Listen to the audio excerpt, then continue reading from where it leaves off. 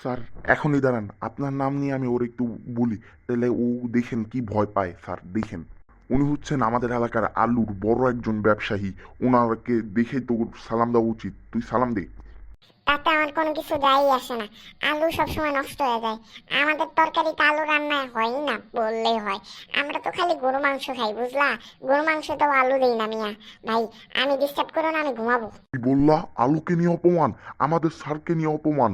আলু ব্যবসায়ী, বিশিষ্ট আলু ব্যবসায়ী চাইলে আমরা এখনই তোকে বানায় মাইর দিতে পারবো ইচ্ছা মতো।